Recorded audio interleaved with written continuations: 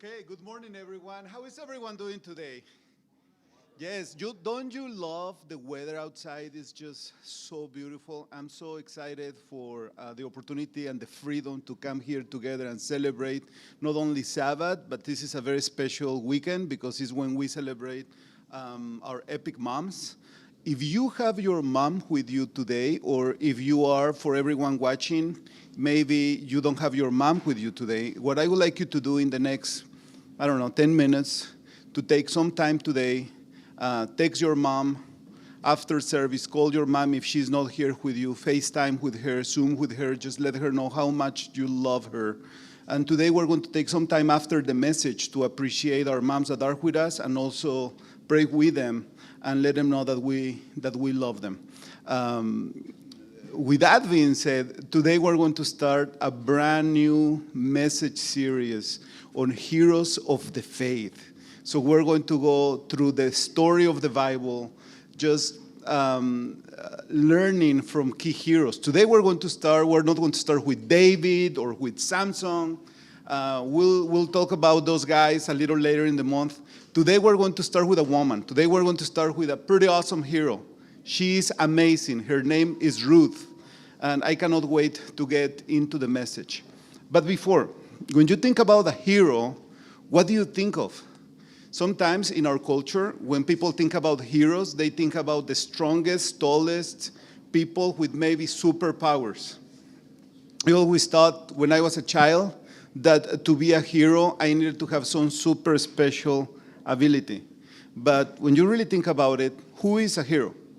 A hero is simply an ordinary person who does extraordinary things.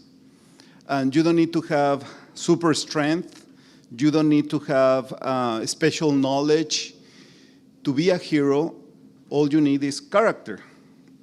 It's a person who is admired or idealized for courage and noble qualities of character. And when you think about the heroes in the history of humanity and the heroes in the Bible, there is actually a study that someone did, and he analyzed about 1,000 hero stories.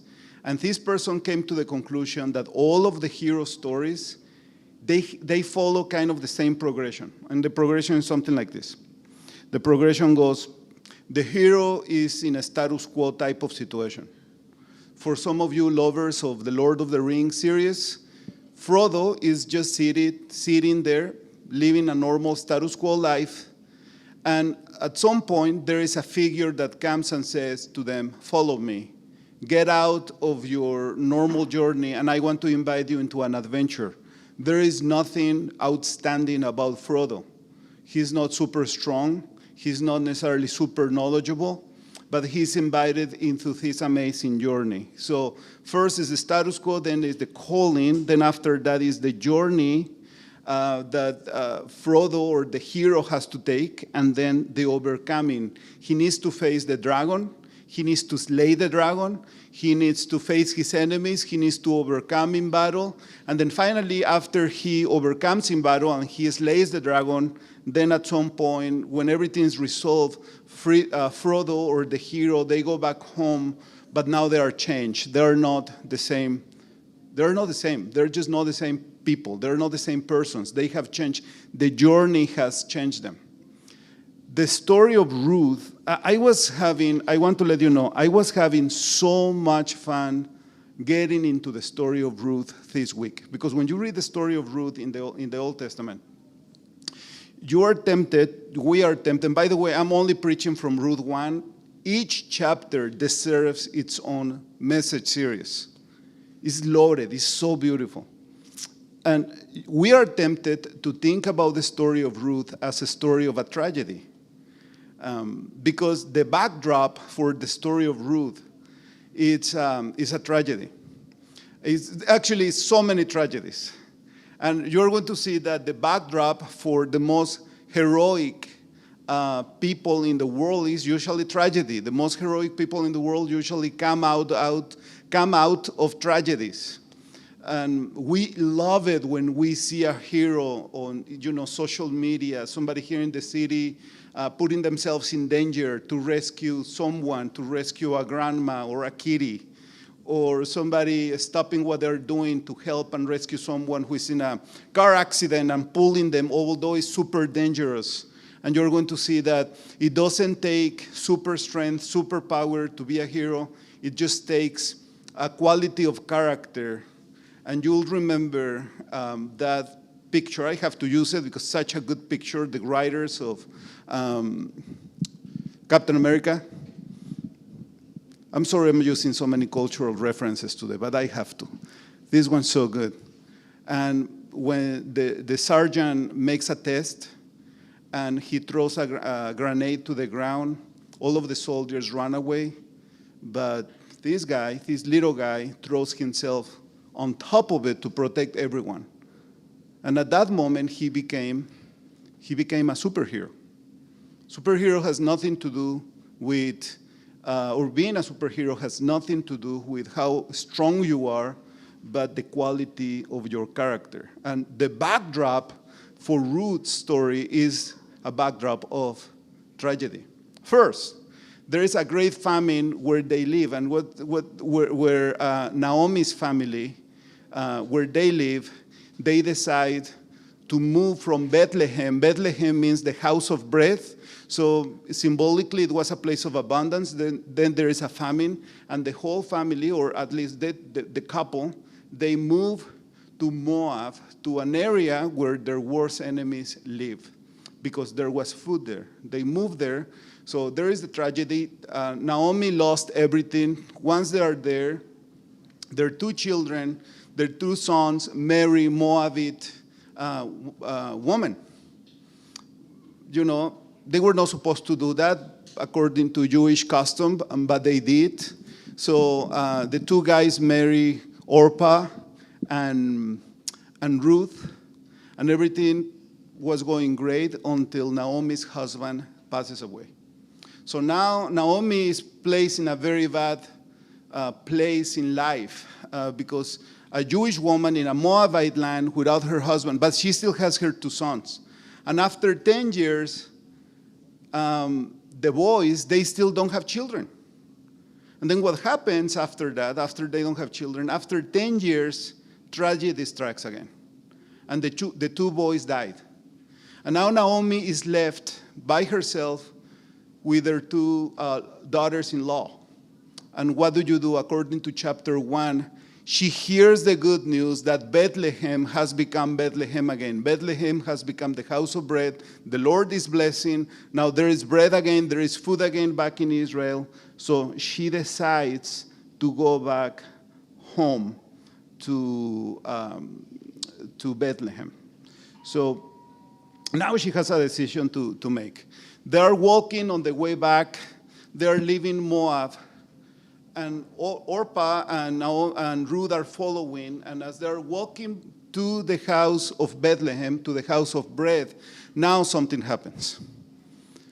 Naomi looks at both of them in the eyes, and she goes like, "You girls, I love you, but I cannot ask you to come with me." This is so tragic, right? I cannot ask you to come with me. Now we have a choice to make. Check it out. This is a choice to make. It's either we go to Bethlehem, so it's Yahweh plus nothing in Bethlehem. So, because now everyone knows in Bethlehem that I came to Moab, and I'm going to bring two Moabite women with me, and your chances are not good. You're still beautiful, you're still young, you can stay in Moab, you can marry, you can remarry a Moabite husband, and your life will be great. You should come back, you should go back, because the choice is Yahweh plus nothing in Bethlehem, or everything minus Yahweh in Moab. That was the choice. She could have been selfish and insist to take Ruth and Orpah back to Bethlehem with them, but then here Naomi shows sacrificial love and asks them to stay. Now, Orpah and Naomi and Ruth had every reason to stay. They were young, they had a future if they stay, But over the last 10 years, something happened, and this is so fitting for Mother's Day weekend, because they were daughters-in-law to Naomi. But something happened between the relationship, in the relationship between them and Naomi, that there was a very strong link. And in verse 8, it says here, "You girls, go back, each of you, to your mother's home. May the Lord show you kindness, as you have shown kindness to your dead husbands and to me. May the Lord grant each of you to find rest in the home of another husband." So you still can do that. You still have a chance. And then at this, they wept aloud. And then Orpah kissed her mother-in-law goodbye. But Ruth clung to her. That was such a important moment in the story. Orpah takes Naomi's recommendation. By the way, no judgment on that. There is no judgment on that. But you can see the contrast between Orpah and Ruth. As Orpah goes like, yeah, I can make my numbers, I can do my calculations. I love Naomi, but I still have to take care of myself. So she starts walking back, and as she starts walking back, still weeping because she loves Naomi. Now, Ruth is not doing that. You know what Ruth is doing? She's clinging to Naomi.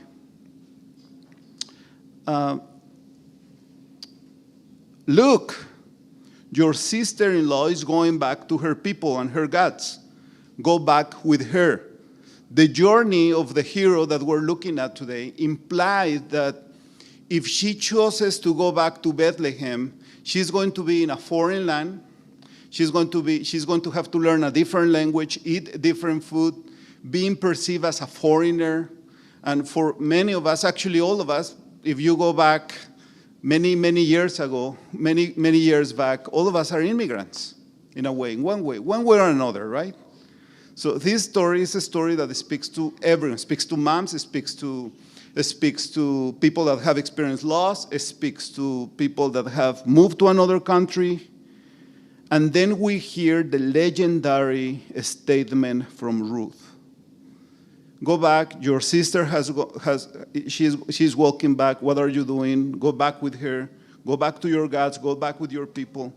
But Ruth replied, don't urge me to leave you or turn back from you. And if you know it by memory, you are welcome to say it, at least in your mind. Where you go, I will go. Where you stay, what else? Your people will be my people, and your God will be what?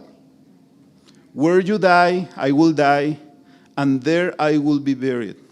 May the Lord deal with me, it ever so severely, if even death separates you and me. At first, we're tempted to think about the story of Naomi and Ruth as a story of a tragedy. But in reality, this is not the story of a tragedy. This is a story of a reversal. It's a reversal from a tragedy into redemption and hope. And we learn from our hero that to be a hero today, it takes three things. We learn three things from Ruth's example that apply to everyone and particularly apply to mothers today as we celebrate Mother's Day here in our nation. Number one, it illustrates, the beauty of costly love. Love that is expensive. The beauty of costly love. What is the strongest type of relationship? Is it familiar relationships or friendship? Think about it for a moment. What is the strongest family relationship? I love my brothers and my brother and my three sisters. I have one brother, three sisters. I would have had two brothers, but then my brother has had a twin when they were born.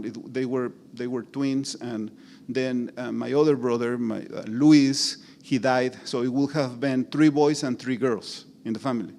I love them. I love them, but I didn't choose them. And they didn't choose me. They didn't choose me either, right? I didn't have a choice on who my brother was going to be or who my sister is going to be. But with my friends, I have a choice. There is something about friendship that implies choice that makes love even more beautiful. This decision is going to cost Ruth everything. She's going to leave her comfort, her people, her gods, and she will become an immigrant and a foreigner. But let me ask you something, Epic Church. Is there another type of love, but love that is costly? Is there? If love is not costly, it's not love, is it? The moment that love is cheap, it's not love anymore. It's sentiments and feelings, but it's not love. The story of Ruth illustrates Jesus Christ, who left everything to save us. He left heaven, the glory that he already had in heaven, to come and save each and every one of us. And then a miracle happened between Naomi and Ruth. Ruth was technically and legally her daughter-in-law. But when she chose to follow Ruth into Bethlehem, she stopped becoming her daughter-in-law, and she became her daughter. And I think that's just beautiful, because it was completely and absolute a willing and free will, or exercise of her free will, in order to elevate her relationship with Naomi to a whole different level. She was not more bounded by legal requirements to follow her. She's following her because she loves her and because she wants to, and because her relationship with her went beyond just a piece of paper or a document, pretty much like our friends. Friendship love is a type of love that goes beyond technicalities. We choose our friends. And when you think about this, it illustrates also the love of God, because it is a choice that Jesus did when he decided to leave absolutely everything and to love us. But when he decided to love you and me, that choice was very, very expensive. It was a very expensive choice for Jesus to come and love you and me. It was not a cheap decision. It was not an inexpensive decision. It was a very expensive choice. Ruth is a very human, imperfect representation of the love of Christ. She went to a foreign land. Jesus went to a foreign land. Ruth abandoned everything she knew. Jesus abandoned everything she knew. Ruth was invulnerable and mistreated. Jesus was vulnerable and mistreated, except Jesus did the ultimate sacrifice for all of us. Ruth went to the house of bread. Jesus came to our house to become the bread of life. And I think we need to find today also in that another illustration. And it's the illustration of motherly love. Because motherly love is all about choosing sacrifice.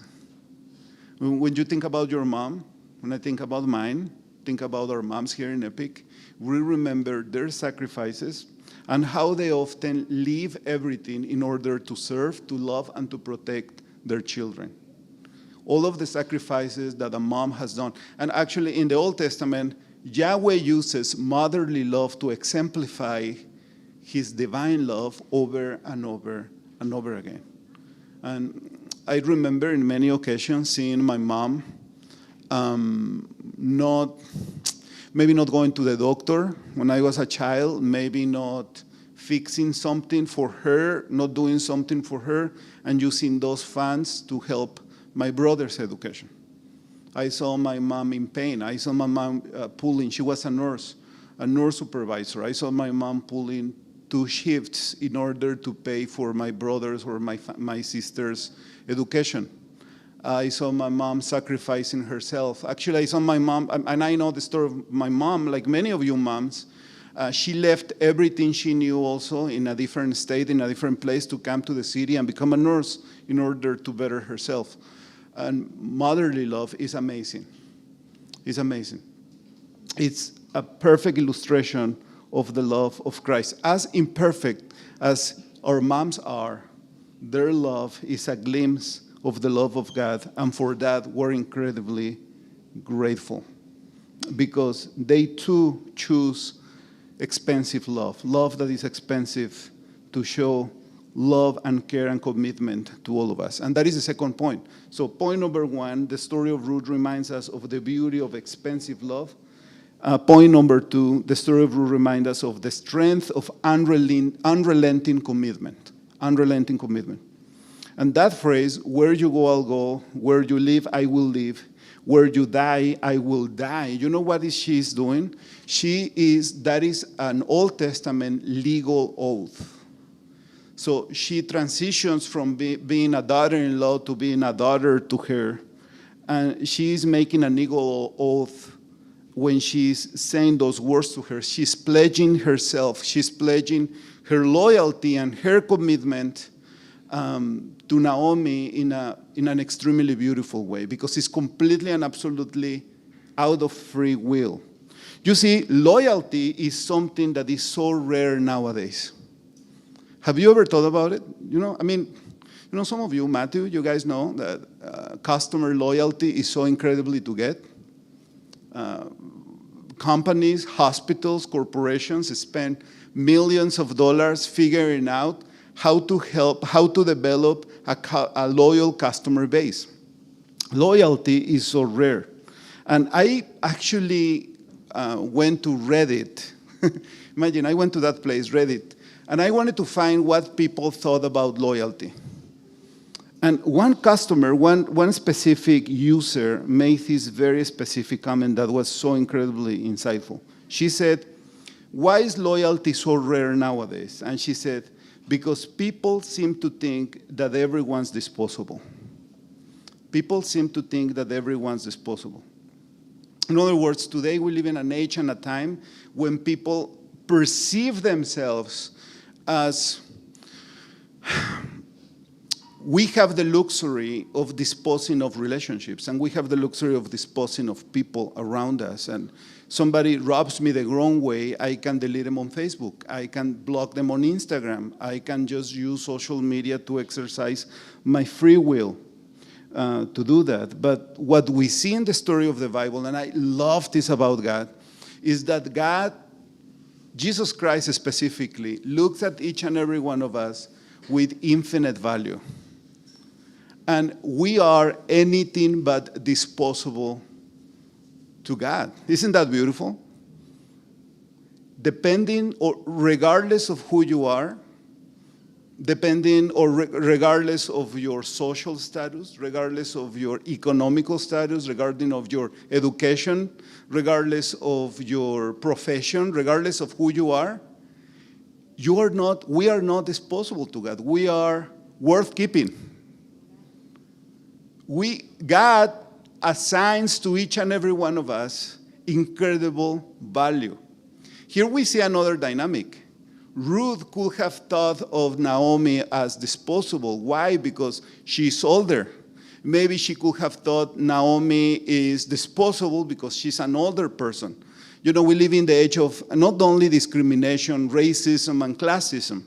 We live in the age also of ageism, when people discriminate one another on the basis of their generational belonging. But here we see this younger person honoring and dignifying this older woman who deserves love, respect, and even protection from Ruth. But also it illustrates the following characteristic of God. Of course, unrelenting commitment. We are not disposable. We are worth dignifying from God. So illustrates the following. Our relationship with God is not circumstantial. He doesn't love you less or more based on your circumstances. Naomi's circumstances changed horribly. Her value before society went down the moment the husband died. And then the sons died. And now she's left by herself. And now, before everyone else, her value diminished. But not for Ruth. For Ruth, Naomi's value was exactly the same. And illustrates the fact that even when you and I experience loss, our value does not change before the eyes of God. You and I have exactly the same value regardless of your job promotion. Maybe you got a job promotion, maybe you get a salary increase, maybe you buy a house, or maybe you don't. Maybe you don't get the job offer. Maybe you lose your job. Maybe you go through loss and rejection. And in any one of those circumstances, your value and my value remains exactly the same. It's not circumstantial. It does not depend on what you think of yourself. And it does not depend, frankly, on what people think about you. God's commitment to us is not circumstantial. And you know, we are so good at valuing ourselves depending on our circumstances, aren't we? We value ourselves depending on how we think that people perceive us. Our value is so dependent on the perceptions of people around us. I think the Reddit user said, I think it's because people seem to think everyone's disposable. It's too easy now to try and get what you think is the best next thing, online dating, social media, and that doesn't help. People can make themselves and their lives look so amazing online, draw the attention of others, but when you get below the surface, you realize it's all false.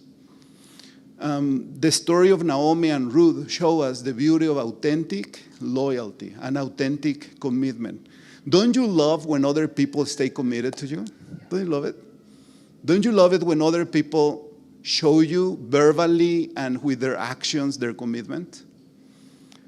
Aren't you sad when you realize that you haven't demonstrated the same commitment that you so long for? But isn't it so beautiful when you realize there is a commitment that will never change? There is a loyalty that will never change, and it's the loyalty and is a commitment, the unrelenting commitment of God for each and every one of us. You can wake up tomorrow morning with a job that will pay $200,000 per year, and God's commitment will not change. Then 6 months from now, you may wake up with an email telling you, sorry, you're gone from the company. God's commitment will not change. You may wake up a month from now super healthy, and then 2 months from now, with a bad diagnosis. And I want to let you know, God's commitment will not change. It will not change. It will be the same. And what an amazing reminder of God's love and also of motherly love. Because motherly love also exemplifies that type of commitment. It's unrelenting commitment. After a long day of work, I have seen so many moms, they still take their daughters and their sons to the doctors. At midnight, they still wake up to check on them. If they have to give up something for the sake of their children, they will still do it. And you know, we need to acknowledge and recognize motherly love all around us, not only with our own moms, but with motherly figures all around us. The third thing that we learn from Ruth is the necessity of God as our first love. The necessity and the foundational reality of God as our first love. The issue in Christian life, the main challenge of Christian life, in the Christian life for many of us, is not that we don't love God. Many of us feel like we love God. It's that our love are out of whack. They're out of order. So why did Ruth become a hero? How Ruth becomes a hero in the story is determined by one single commitment. She knew that going to Bethlehem, to the house of bread, meant not only that she was going to leave everything behind, but meant that she needed to finally make a choice to follow this Yahweh that Naomi has been preaching all along. Your people will be my people, and your God will be my what? My God. By the way, this is ever so relevant for people who are not married and who are waiting and praying for a person in their lives that God will send to them. And when you are finally in a relationship, or if you are seeking a relationship, I will tell you the only foundation for friendship motherly love, fatherly love, family life, and healthy functioning relationships, at the end of the day, we need something to hold to that relationship. We need something that will make that relationship hold, and that relationship is Yahweh. That relationship is God. If God is not at the center of that relationship, it's going to fluctuate. And I have seen some in my 10 years. I was thinking, yesterday I got a memory. I got a memory here on my phone. Janet and I were on Division. There is a hair salon on Division, like almost when you get to 1994. There is a hair salon Division to your left. And I got because on May the 2nd, we were scouting that place, and it looks like the art house. It looks pretty much like the art house. And I was thinking, man, it has been 10 years, and I was just thinking, I have seen so many people moving from one cohort, from one group over 10 years to another, or from one career to another, or from one stage of life to another. In 10 years, I have seen so many transitions, and I came to realize it's not your circumstance, it's not your career, it's not your external satisfaction. Everything comes down to that choice.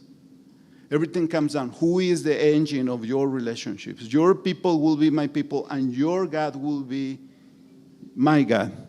If we are to change our lives, if we're going to survive, Naomi, if we're going to go to Bethlehem, God needs to be our first love. If I am going to be a parent, I need God to be my first love. If I am going to be a husband, I need God to be my first love. If I am going to complete that degree, I need God to be my first love. Ruth's decision to stay with Naomi reminds us that our first love, what our first love should be or really is, which is the love of God, and illustrates the best decision that we could ever make.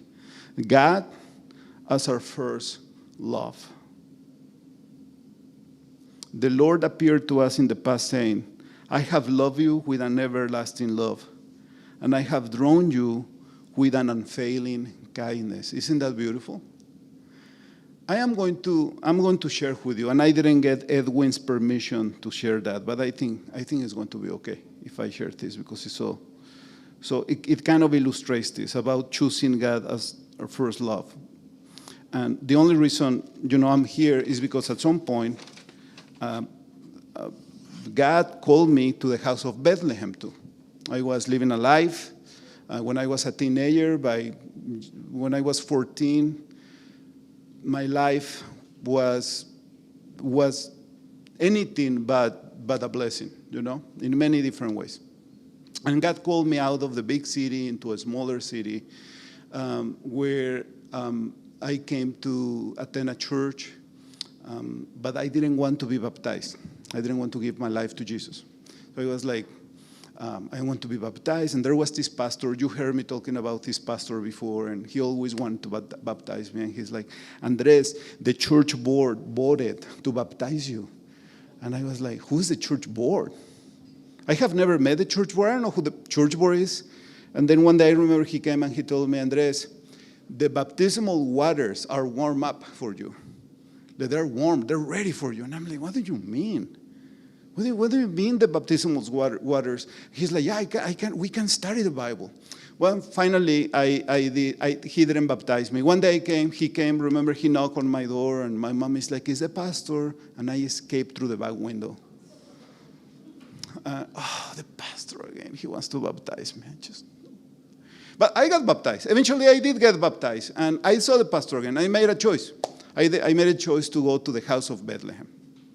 So I went to the house of Bethlehem. I went to a place to strengthen my relationship with God, to be a seminarian, to be a pastor. I didn't have money. I didn't have anything. I was like 17 at the time. I had a couple of options between accounting, because I really like that, or I could have gone into medicine. All of my family, they are nurses. They work in healthcare. So I was kind of oriented to that. But I decided to go to the house of Bethlehem. But there was a problem in the 1990s. Conferences in that part of the world, they were not hiring young pastors. And everyone was like, don't even try, don't go, you can go for accounting, don't become a pastor, don't do that, whatever, And I said, oh my goodness, this is so discouraging. And you know what happened? This pastor found me. Like somehow I found this pastor and he's like, do you think God is calling you to be a pastor? And I said, yes. Okay, go for it, man. God will lead you. If he gave you a call, go for it. Go to seminary. God is going to lead you. He encouraged me, and I was like, I'm going to do it. I'm going to do it. I'm going to go. So I went, and part of the story is history. Okay, so flash forward many years later. Celebrating the wedding of my niece. And I find Edwin in the wedding. He's there, he's like a friend of this guy who is going to marry my niece. And we become Facebook friends, and then he tells me he's in Tulsa, and we talk, and eventually I'm like, just come here, finish your MDiv, and we become friends, and friends in ministry, and all of that was great. But I came to realize that his grandfather was kind of a mentor figure to the pastor that tried to baptize me. So Edwin's grandfather was a mentor figure to this pastor who was trying to baptize me and discipling me for like 2 years.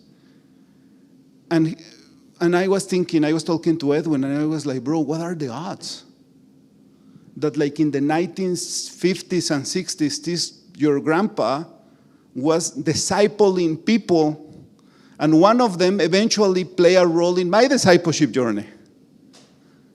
And then what are the odds that this pastor was my pastor, and then you and I will develop like a pastoral relationship? What are the odds of that? What are the odds that one disciple, the actions of one disciple 70 years ago impacted that moment when I could have chosen not to continue on my way to Bethlehem? But because this pastor invested in this other pastor, this guy, this pastor wanted to baptize me, one day he decided to encourage me and reroute me and show me it is worth following your first love. It's worth. And because he did that, I went to the house of Bethlehem. You'll never know, Epic Church, the power of your influence. You'll never know the power of your actions and your servant leadership. You'll never know. It will go generation after generation after generation. You'll never know the power of a kind word. You'll never know the power of unrelenting love and the beauty of allowing God or inviting God to become your first love. You'll never know that. You'll never know. Ruth never knew that. She never knew that an entire book was going to be written on her name. Mothers never know exactly how their actions will impact other generations.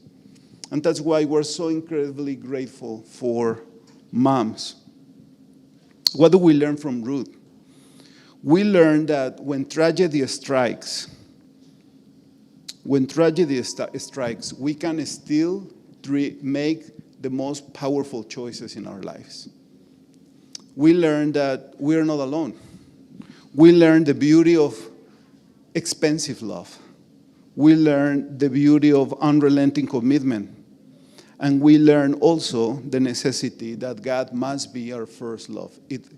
And when He becomes our first love, when He becomes our best love, we realize that's the best decision we can ever make.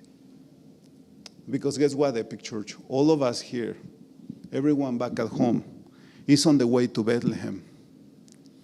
We're on the same journey, and we're invited in the same journey to become heroes and to become influencers and disciples for other people around us. All it takes is a prayer. All it takes is an act of love. All it takes is to follow the story of God where He wants to lead you to transform the world with His love. And you'll never know what He's going to do through you and in you. I think that's just beautiful. Towards the end of the story of Ruth, we find the most beautiful example of discipleship. Eventually, she does marry, and we see that Naomi she never had a child, but then now Ruth marries Boaz. Boaz becomes the Redemptor, or the Goeth, the Redemptor. That's the gospel all by itself. We could talk about it. But then Ruth has a child, and she kind of presents the child to Naomi. In chapter 1, Naomi lost everything, lost her children, and in chapter 4, Naomi has a child again. Redemption has been accomplished. Pain has been redeemed. Hopelessness has turned into hope. And then it says there that Obed, the child, Ruth's child, became the great-grandfather of, you know who? David. And David became the cornerstone of Jesus' lineage. So Jesus is related to Ruth. Because of that choice, she changed the world by committing her life to Jesus. And guess what, Epic Church? You can do the same today. And I don't need a book written in my name. Do you? I just need Jesus to say, well done, faithful servant. I just need to know that I follow the will of God in my life.